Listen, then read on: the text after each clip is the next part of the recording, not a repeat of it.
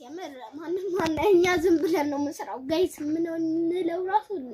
እናስተካክል ሰዎች እኛ ምንም ተከታይ የለንም ተከተሉን እና ተከተሉን በጣም እኛ በትምህርት ጊዜያችን ጥናት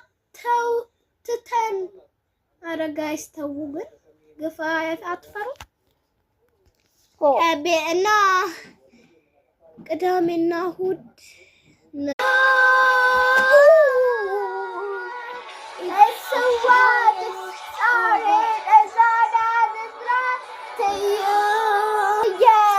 እየተቀዳደብን ነው የምንዘፍነው እየተደባደብን ማለት ነው።